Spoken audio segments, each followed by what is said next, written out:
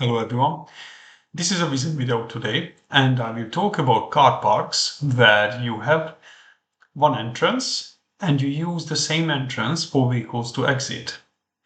This sounds simple, but it is not, I think, because it is easy if you allow vehicles to U-turn. So let's say they go into the car park, they park, they come in, and they carry on the same direction where they came from, just following that.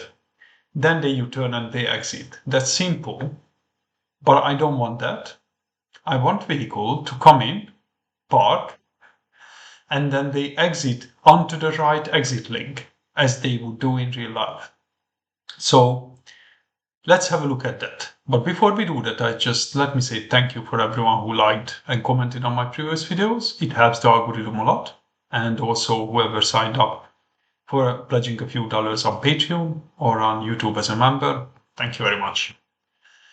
So this is the example I have. As you can see, I have 8 parking spaces. On the left side, that is my entrance. And I will have vehicles coming in from here. They park and they go out on the same way where they came from. I use the car park creator. So let's just run the model. And let's just observe what really happens and what are the catches. And also I allow forward, reverse out, and reversing forward out. So every option is on the table. So it reversed in, and then it forwards out onto the right link. Then the next one forwards in,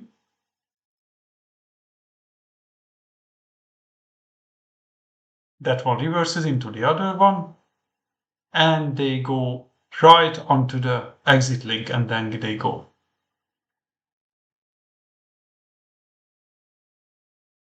So the key things here, as with always with car parks, you always need to have a static routing or some kind of routing decision, can be partial as well, as I showed in previous videos.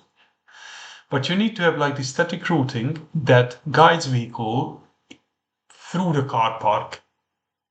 That means there should be a static routing for the entrance and also for the exit from the parking. So they need to have a guidance where they leave the car park. Within the static routing, you will have your parking routing decision. When the parking routing decision is passed by a vehicle, then it takes over from the static routing until they finish parking. Once they finish the parking movement or maneuver, the static routing takes over again, and that will guide them out. So for that, as you can see, there are 2 links, and I have a static routing decision here and the exit on the exit link or the end of the static routing, and I have the parking routing decision here. There is a parking routing decision here as well that was created automatically, but you don't need to worry about that. It doesn't do anything, so you just leave it there. And the key thing is that to have a U-turn connector, it is just basically a simple connector a bit further out.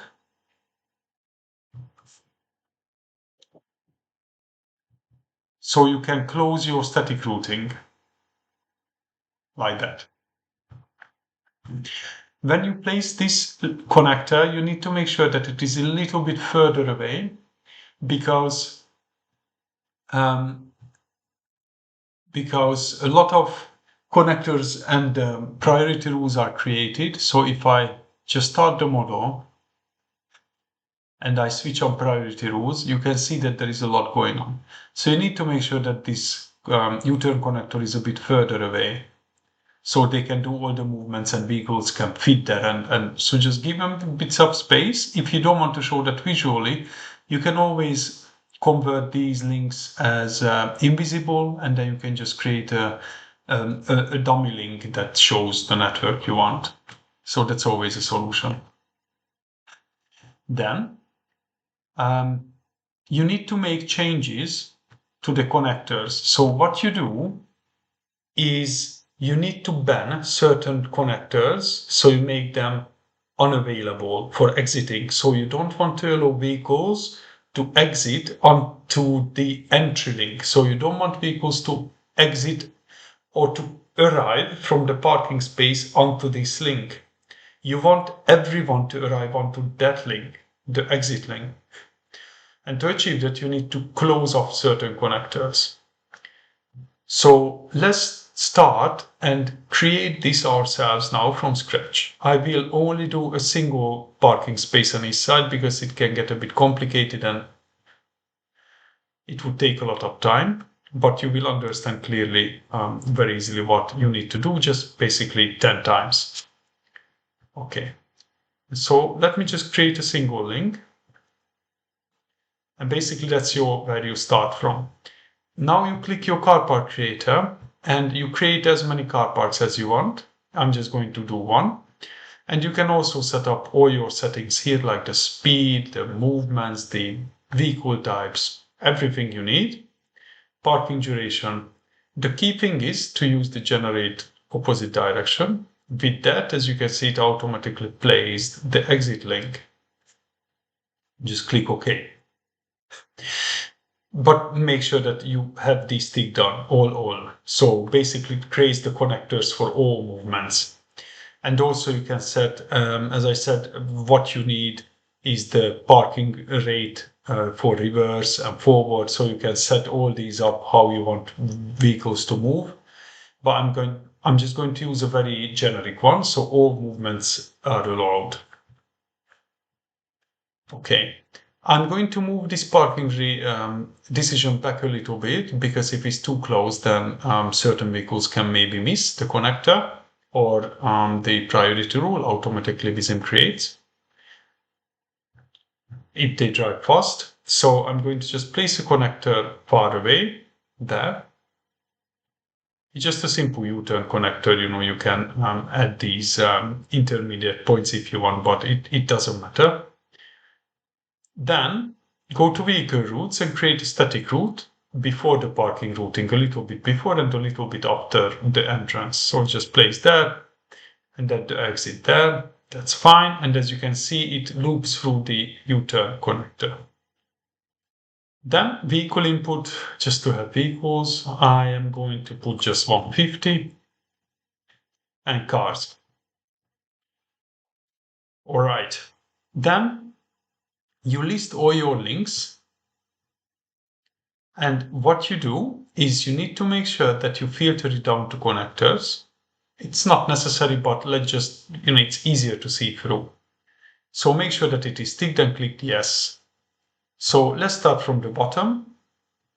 As you can see, this is my U-turn one, and all of these connectors are the one the car park creator created. So we are going to edit all of these. That's the reason I only created one space and not like 10 on each side, because then we would spend like 20 minutes going through all the 500 connectors. But of course you can do that when you do your own example. So what you want to do is when you select a connector or link, make sure that you have direction attribute shown here. If you don't have, you just click on that attribute selection wrench icon and you find direction, click on it and click add. Then, so again, this is the first connector. This connector leads into connected to the exit link. So I'm going to keep it. This one, on the other hand, this is not. This is connected to the entry link. When a vehicle enters, it can use the connector even if it is set to none direction, but it is not going to exit through that connector if it is set to none. It needs to be on left or right or all. Direction is mainly used for the indicator, so Vissim knows which movement it represents. So if it's left, vehicles will indicate to the left, obviously, right and right, all, there is no indication. But we are going to use that to achieve what we want. So this was the first, and we keep it as it is. The second one is that, and we are going to set it to none. Next one, again none, because it's on the entry link. This stays because that's on the exit one. This one is not something we want, so none. This is none again. That one, none again. That one is staying. That one is staying. That one is not staying. That goes to none. Stays, stays, and that's it. So you just need to follow the same rule. If you have 10, you just apply the same rule for all of the 10s or 20 or I don't know how many you have. And then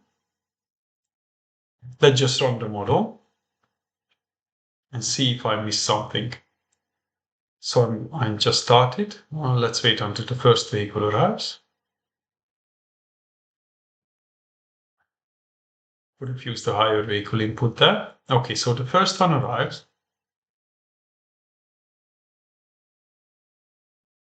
Reverses in, parks for a short time, then leaves. The next one forwards into the other one, parks for a few minutes. As you can see, this vehicle couldn't find parking. It wanted to park there, but it was already under in use, so that's why it couldn't find the parking. That's why it goes away. Yeah, so it's fine. It's not a problem. There was just not enough space. When it was here, it was probably still empty, but when it arrived, it was already reversing in it. So, or this just booked that one. So don't worry about that. There was not enough spaces. That's why it just paused. Then it went there to the exit link, reverse there, leaves, reverses onto that link, and goes out.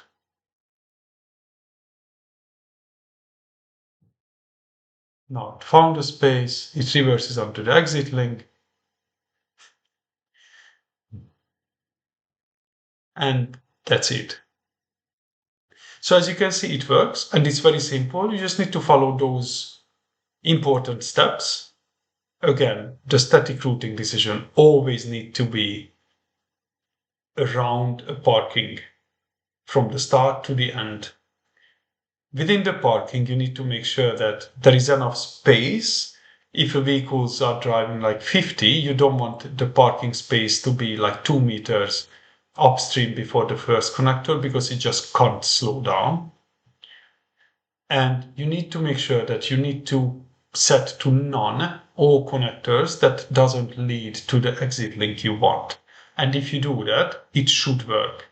There was one case when I did the same and it didn't work, and you just recreate it. Maybe there's something went wrong or a bug. So make sure that you follow these. I showed you that it works. So good luck with it. I know parking can be daunting sometimes, but I think if you just spend a little bit of time on it, it will work. As always, thank you very much for watching, and consider always the like and subscribe and commenting everything. That would help me a lot. See you in the next one.